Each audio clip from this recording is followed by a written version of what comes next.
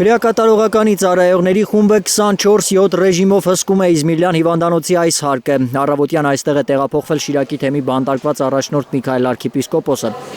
Պահակային ծառայություն է սահմանված նաև Միքայել Սրբազանի պալատի ներսում։ Բժշկական անձնակազմի հատուկ ցուցակ կա, միայն նրանք են կարողանում անարգել հիվանդասենյակ մտնել, նախապես դրսում թողնելով հեռախոսները։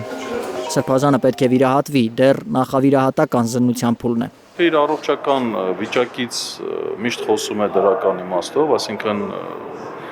եւ ինչու է հենց Իզմիլյան կենտրոնն նա ցանկացել գալ, որովհետեւ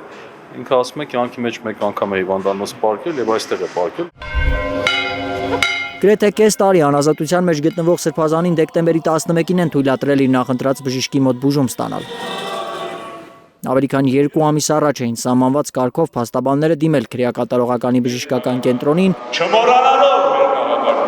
տեղեկացրել, որ Միքայել Սրբազանը ցանկանում է իր միջոցների հաշվին վիրահատվել Իզմիլյան բժշկական կենտրոնում։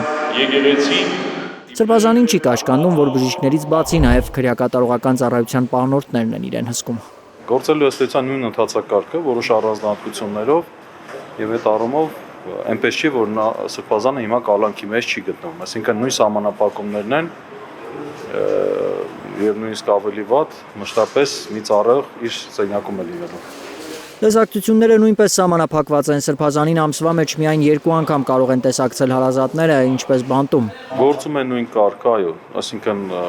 ամսական 2 անգամ տեսակցության հնարավորություն ունի,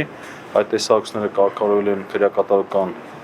համապատասխան հիմնարկի միջոցով։ Դեռ նախորդ շաբաթ էր հայտնի, որ Սրբազանին վիրահատության կտեղափոխեն երկուշաբթի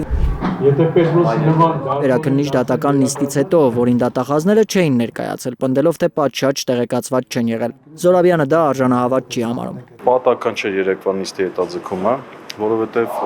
բնական է, որ այս նիստի մասին բոլորն էլ գիտեն, ամբողջ համացանցում նշված էր, հայտարարված էր երբե դատական նիստը լինելու եւ թե ինչու դատախազները չեն ծանուցվել, ես այստեղ միտում եմ տեսնում։ Դատական նիստը հետաձգվել է մինչև հունվարի 13-ը, հայտնի չէ, մինչև դա կավարտվի Սրբազանի բուժումը, թե ոչ։ Ալբերտ Սերոբյան, Աշոտ Մնոյան, Գագիկ Տեր-Ղազարյան, Հայլուր։ Հայաստանում ու աշխարհում տեղի ունեցող իրադարձությունների մասին առաջինն իմանալու համար բաժանորդագրվեք մեր ալիքին, սեղմեք զանգակը, որ բաց չթողնեք ամենահրատապը, կարևորն ու հետաքրքիրը։